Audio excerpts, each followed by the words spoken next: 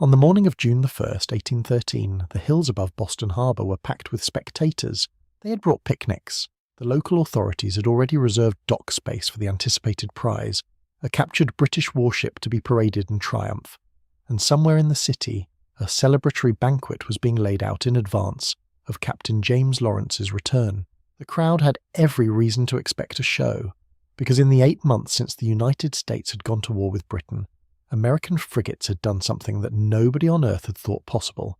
They had beaten the Royal Navy repeatedly in open single combat, and they had done it so convincingly that the British Admiralty had privately ordered its captains to avoid engaging American frigates one-on-one. What they watched instead, in less than 15 minutes, was one of the most complete and savage defeats in the history of naval warfare. The Chesapeake came apart under disciplined British gunnery. Her wheels shot away, her captain mortally wounded, her crew overwhelmed by boarders before the smoke had settled. Lawrence was carried below, uttering the words that would echo through American naval memory for 2 centuries. "Don't give up the ship." The ship was given up, and the crowd on the hills, who had arrived with their lunches and their confidence, watched the British sail their prize into the Atlantic and north toward Halifax. The frigate gets remembered as the glamour ship of the age of sail, the swift romantic raider, the vessel of adventure and prize money and young captains making their names. That image is not entirely wrong, but it misses what the frigate actually was. A precision instrument built around a single strategic calculation, the most versatile and hardest worked warship in any navy, capable of doing things that no other vessel in the fleet could do and doing them alone thousands of miles from the nearest friendly port. This video is the full story of how that ship came to exist, what it actually did, and why the 11 minutes off Boston Harbour on that summer morning tell you more about the age of sail than almost any other event in the entire period. If you want history that actually holds up, subscribe. I put one of these out every week. To understand why the frigate mattered, you have to start with the system that defined it. Because the Royal Navy in the 18th century did not think in terms of ship types the way we might today. It thought in terms of rates, a formal hierarchy of fighting power that told every captain in the fleet exactly where his vessel stood relative to every other vessel afloat, and the number that mattered most was guns. A first rate carried 100 guns or more across 3 full decks, and required a crew of around 800 men. A second rate ran between 80 and 98. A third rate, the workhorse of the line of battle, typically mounted 64 to 74.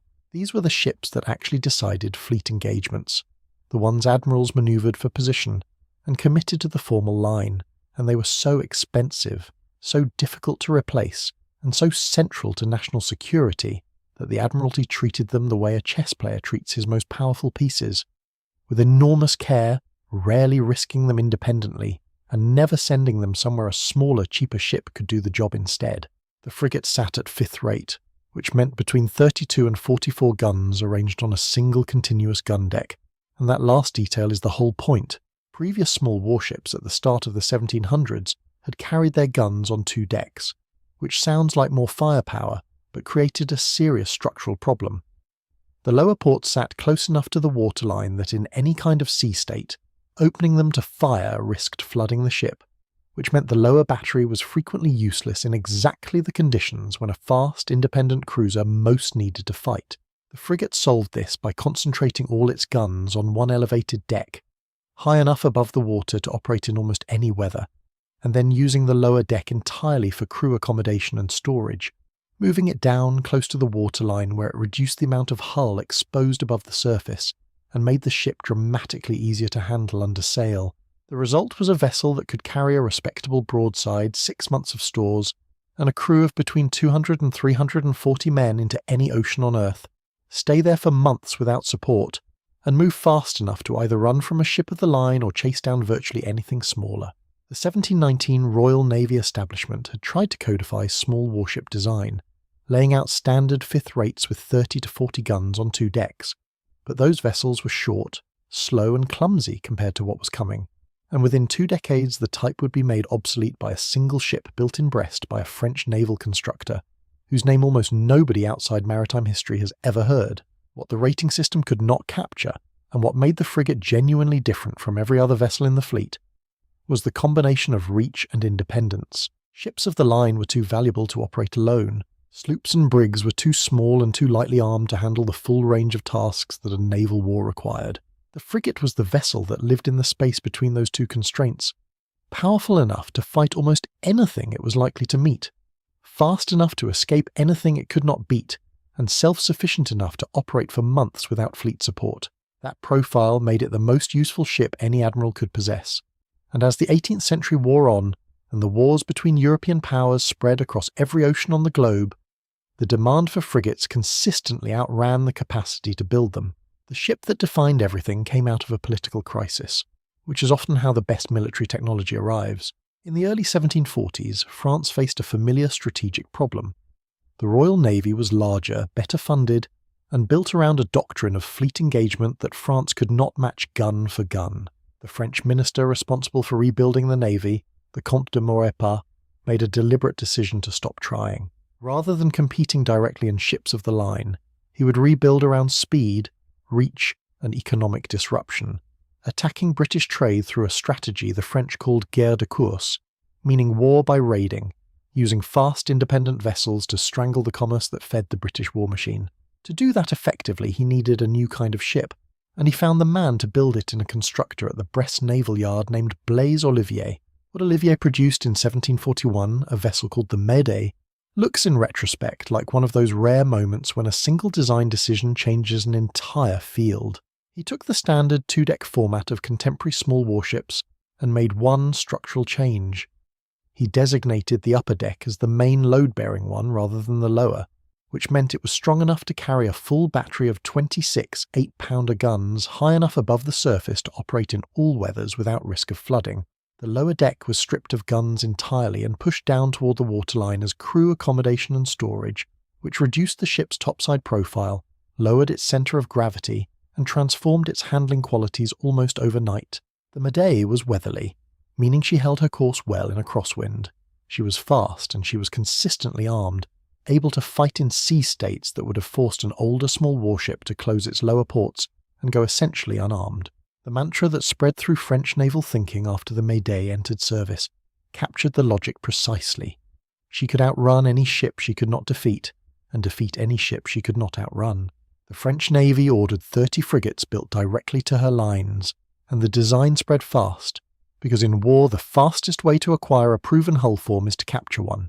British naval constructors spent much of the mid-18th century taking lines off captured French frigates and building copies, gradually adapting the French proportions to British construction standards, which favoured stronger framing and deeper holds at some cost to the pure speed the French achieved through mathematically calculated hull shapes. By the 1770s, French yards were building frigates capable of 40 knots in the right conditions. Speeds arrived at not by instinct but by the earliest applications of hydrodynamic theory to warship design, and that gap between French speed and British structural conservatism would create real tactical problems that the Royal Navy spent decades trying to solve. The other thing the Médée's success did was establish the frigate as the vessel of choice for the privateering economy that ran alongside formal naval warfare throughout the 18th century. A private captain with a letter of marque, meaning a government licence to raid enemy shipping, operating a well-found frigate could become extraordinarily wealthy in a short time, and the prospect of that wealth attracted exactly the kind of aggressive, skilled, risk-tolerant officer the type demanded. The culture that grew up around frigate command, bold, independent, oriented toward action and prize money, rather than the slow, deliberate choreography of fleet warfare, produced some of the most capable naval officers of the century, and also, as we'll come to, some of its most consequential tactical decisions. The Médée did not just give the world a better ship, it gave the world a particular kind of captain to sail it. The frigate's independence was its defining quality in commerce raiding and patrol work. But inside a fleet engagement it served a completely different function, one that Nelson understood better than almost any other admiral of his era, and complained about with a regularity that his subordinates found exhausting. "I am most exceedingly anxious for more frigates," he wrote to the Admiralty in 1804, during the long Mediterranean chase that preceded Trafalgar, and he had written nearly the same sentence dozens of times before, because frigates were the eyes of the fleet in a way that nothing else could replicate. The problem a fleet admiral faced in the age of sail was fundamentally one of information. A squadron of ships of the line moved slowly, communicated by flag signals that required line of sight, and could not send its heaviest vessels ahead to scout without risking them against an unknown enemy force. A frigate could range 50 or 100 miles ahead of the main body, identify what was coming, and be back with a report before the fleet had cleared the horizon. Its speed made it a reconnaissance platform in a way the great battleship simply could not be, and in an era when the difference between victory and catastrophic surprise could come down to whether an admiral knew his enemy's position 2 hours earlier or 2 hours later, that capability was worth more than its weight in additional broadside. During a fleet engagement itself, the frigates stayed to windward, clear of the gun smoke that reduced visibility to almost nothing inside the line of battle, and served as signal repeating stations, taking the flagship's flag hoists and reflying them where every captain in the line could see them. This sounds like clerical work, but it was genuinely critical. Without it, orders from the admiral could simply disappear into the smoke, and ships in the thick of a close engagement had no way of knowing whether they were following a coherent plan or fighting blind. At Trafalgar in October 1805, 4 British frigates under Captain Henry Blackwood performed this function for the entire duration of the action, and then, when the battle was over and a severe Atlantic storm began building from the southwest, they took on a third role that saved the lives of hundreds of men.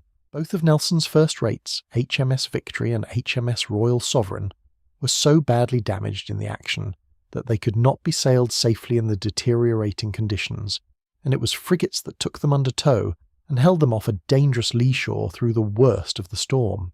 Without that intervention, there is a serious argument that both ships would have been lost with most of their surviving crews. The frigates saved the prizes too, though the storm ultimately claimed a number of the captured French and Spanish vessels before they could be brought into port. There was also a formal convention governing the frigate's place in fleet actions that reveals something important about how 18th century naval warfare understood proportionality. It was considered poor etiquette, and in practice almost never done, for a ship of the line to fire on an enemy frigate that had not fired first, even in the middle of an open fleet engagement. The logic was straightforward. A frigate could not seriously damage a first rate, and a first rate could destroy a frigate with a single broadside, so engaging one was not a military act so much as an execution, and the norms of the period treated it accordingly. A frigate present at a fleet action was in an almost paradoxical position, genuinely useful to its own side, visible to the enemy, and protected by a shared understanding that it existed in a different category of risk than the ships doing the actual fighting. That protection had limits, and in the cutting-out operations and single-ship actions that occupied most of a frigate's working life, there was nothing to shelter behind but speed, gunnery, and the quality of the captain's judgment. The war the frigate fought most of the time was not the war of fleet engagements and admirals' dispatches. It was an economic war, conducted ship by ship across thousands of miles of open ocean, and the mechanism that drove it was one of the most effective incentive systems ever built into a military institution: the prize court. When a frigate captain captured an enemy merchant vessel or warship, the prize did not belong to the crown. It belonged in carefully apportioned shares to the officers and crew who took it, adjudicated by an admiralty court that assessed the value of the ship and its cargo, and issued a formal condemnation order distributing the proceeds. The admiral commanding the station took an eighth share simply for being in theoretical command of the waters where the capture occurred, whether or not he had been anywhere near it. The captain received another eighth. The remaining shares cascaded down through the officers and crew according to rank, with ordinary seamen receiving the smallest fractions of a total that could, on a good capture, amount to more money than they would otherwise see in a decade of service. A frigate captain who spent his commission taking prizes rather than patrolling empty ocean could return home wealthy enough to buy a country estate, and some did exactly that. Naval historian N.A.M. Roger, in his definitive study of the Royal Navy, The Command of the Ocean, documents cases where a single successful cruise produced prize money equivalent to 15 or 20 years of a captain's base salary, and the Naval Encyclopedia records at least one occasion where 2 British captains intercepted a Spanish treasure convoy and took prizes whose value represented, by contemporary estimates, roughly 500 years of combined wages for the officers involved, all in a single action. By mid-1813, according to records compiled by prize court historians, US frigate operations had destroyed or captured ships and cargoes valued at roughly $5 million, driven up insurance premiums on North Atlantic routes by between 10 and 30%, and forced the Admiralty to divert more than 100 Royal Navy warships from other duties to convoy protection work that those ships had not been assigned to before the war began. The frigate's value as a commerce raider was not measured in the battles it fought, but in the economic dislocation it caused simply by existing and being active in waters where enemy trade moved. The captains who ran these operations understood that the weather gauge, the upwind position, was the key to everything in independent frigate work, because it gave you the choice of whether to engage or disengage, which meant that a well-handled frigate could almost always dictate the terms of any encounter.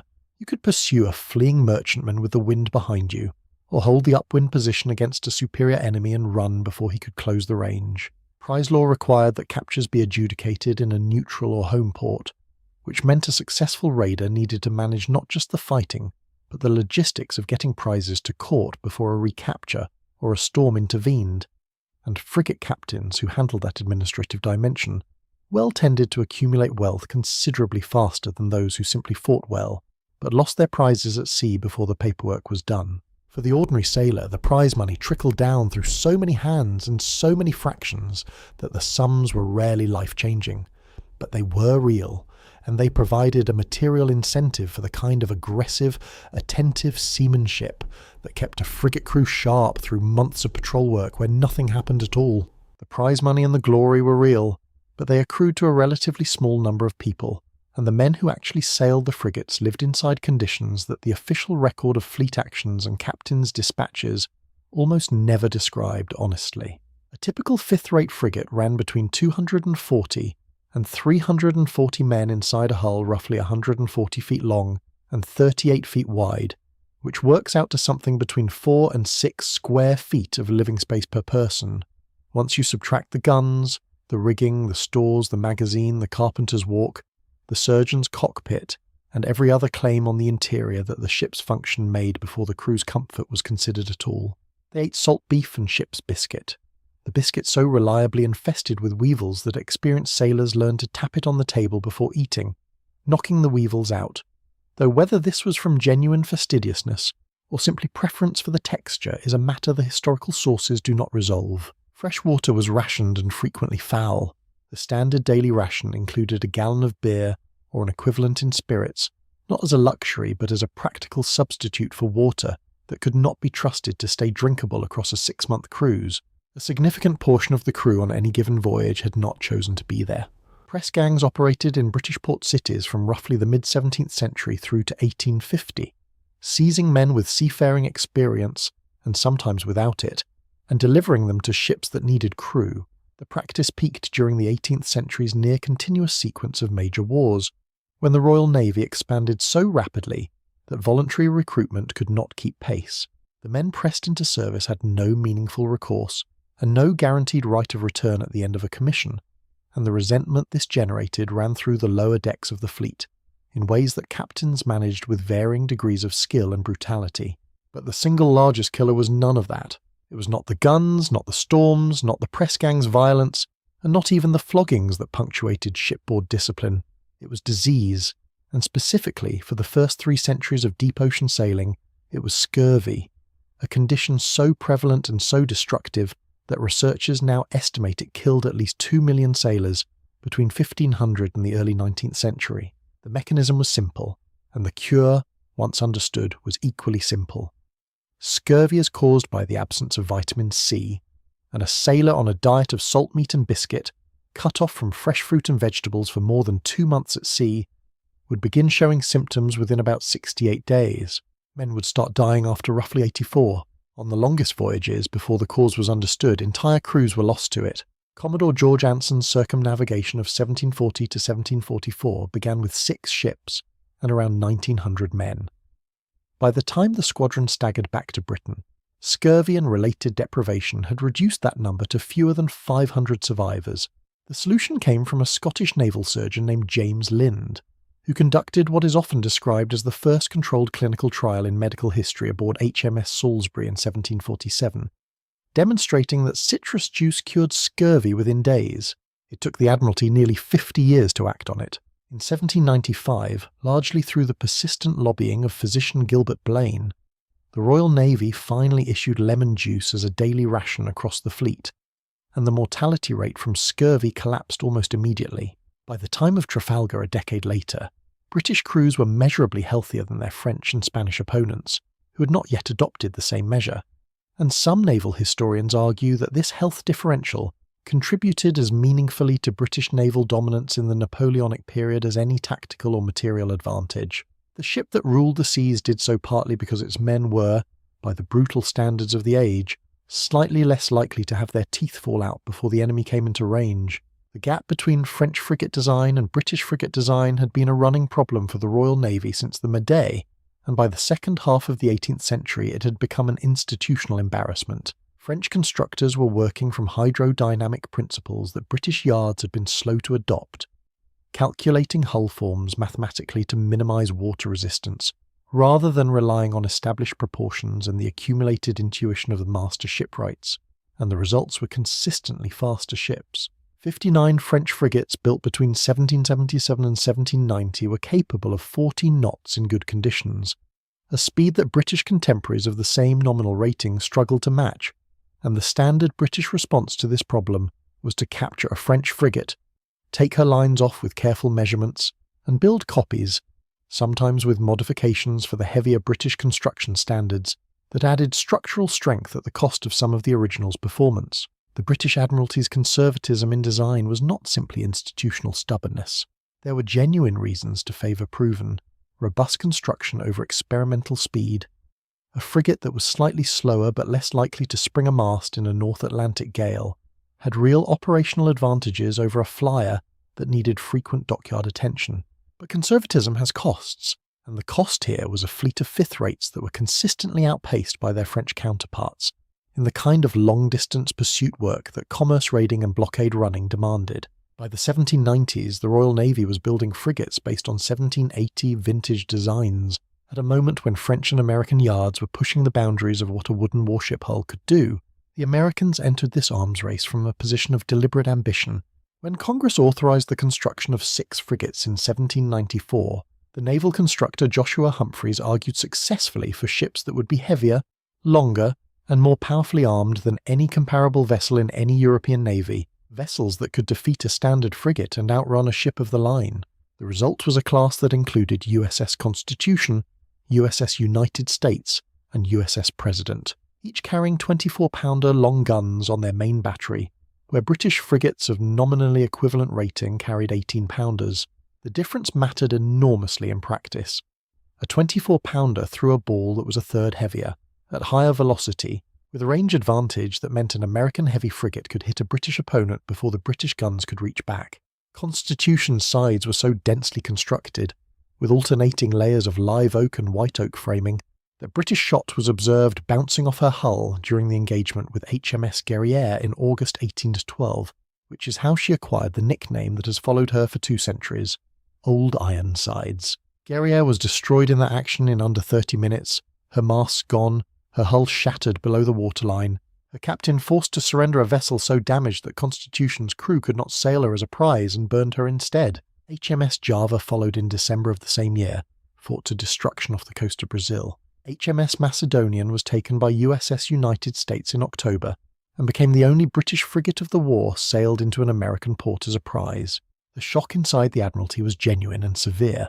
A navy that had grown accustomed to dominance in single-ship actions suddenly found its frigates outmatched by a design philosophy it had not taken seriously. The British response, characteristically, was to study captured American vessels and start building heavier. HMS Endymion, already the fastest ship in the Royal Navy by that point, had been built by copying a captured French hull and improving on it, and in trials she recorded 14.4 knots, the highest verified speed achieved by any sailing warship in the age of sail. She would eventually engage USS President in January 1815 in one of the last significant frigate actions of the period, holding her long enough for 2 other British vessels to come up and force a surrender.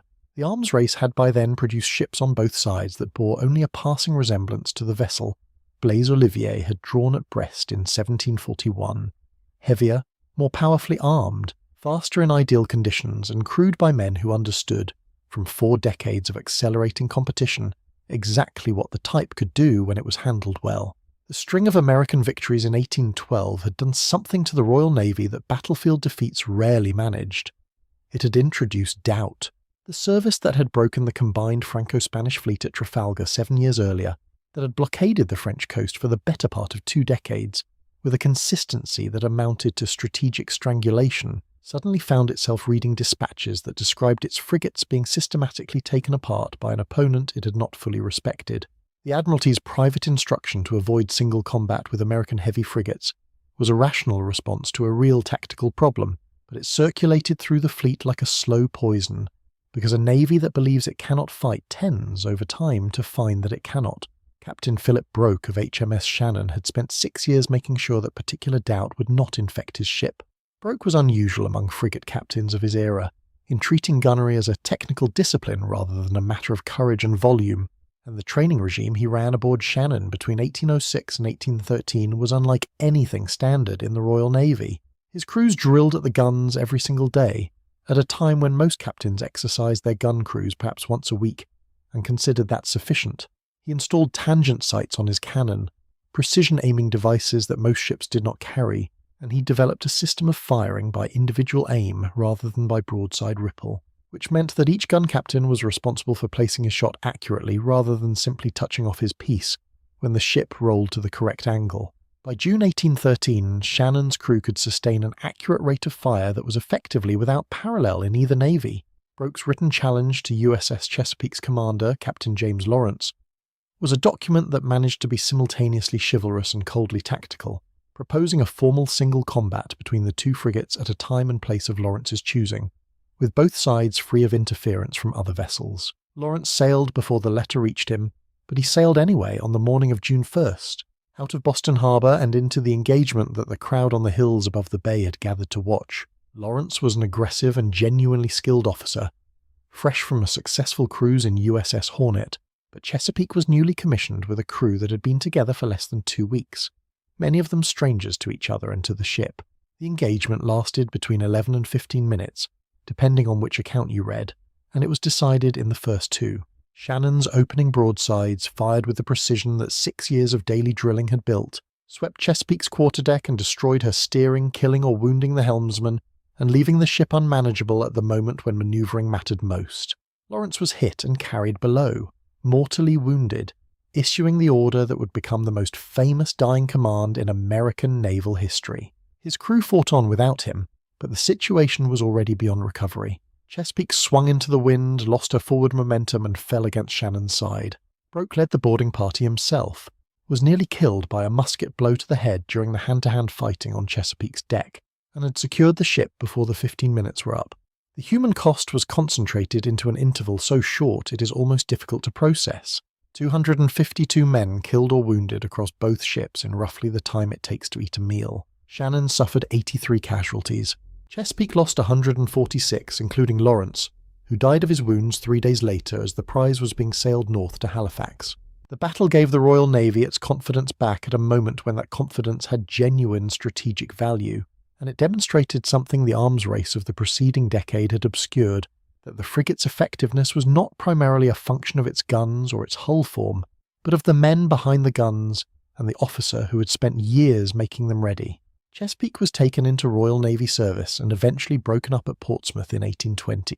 Her timbers were sold, as ship's timbers often were, and some of them were purchased by a miller in Hampshire, who used them in the construction of a watermill that stood and operated for another 150 years. The oak that had crossed the Atlantic under fire, quietly grinding grain in the English countryside long after everyone who had sailed her was gone. The frigate's story is usually told through its most dramatic moments: the single ship duels, the prize captures, the admiral's complaints about never having enough of them, and those moments are real and worth knowing. But the deeper truth about the type is more mundane and more important than any of them. The frigate was the vessel that actually ran the maritime empires of the 18th and early 19th centuries, not by fighting the set-piece battles that filled the dispatches and the paintings, but by doing everything else: the scouting, the raiding, the convoy work, the message carrying, the showing of the flag in distant waters where a ship of the line could not go without becoming a liability. While admirals manoeuvred their battleships with the care of men moving irreplaceable objects, frigates were out in the world doing the actual work of sea power, alone, across every ocean, in conditions that the official record rarely captured honestly. What makes that worth sitting with is the irony buried inside it. The frigate was designed to be expendable in the way that ships of the line were not. Cheaper to build, faster to lose, crewed by men who were pressed or lured by prize money rather than the career calculations of the officer class, and yet it outlasted the age that produced it in a way the great battleships did not. The ship of the line became obsolete almost overnight when steam and iron arrived in the mid-19th century, its entire tactical rationale dissolved by technology that made the formal line of battle irrelevant. The frigate simply changed its materials and kept going, because the job it had always done, fast, independent, long-range cruising and patrol work, was a permanent requirement of naval power rather than a product of any particular technology. The cruisers and destroyers that followed it were doing in steel and with steam turbines exactly what Blaise Olivier had designed the Médée to do in oak and canvas in 1741. Range ahead of the fleet, find the enemy, and handle whatever they found without waiting for orders from someone further up the chain. The men who sailed the frigates, pressed or willing, lucky with prizes or not, lived and died inside conditions that the romance of the period consistently softened, and the full accounting of what the age of sail actually cost in human terms runs well past 2 million dead from scurvy alone. Before you add the storms, the battles, the accidents, and the diseases that killed far more sailors than enemy shot ever did, that cost was paid mostly by people whose names did not make it into the dispatches, men who slept 14 inches from their neighbours in a damp hull on the other side of the world from anyone who knew them, doing work that the age of sail could not have functioned without. If you want to understand where the frigate's story goes next, the video on the ship of the line is on screen now, and it covers the world the frigate was built to serve. Subscribe for more of the history that got cleaned up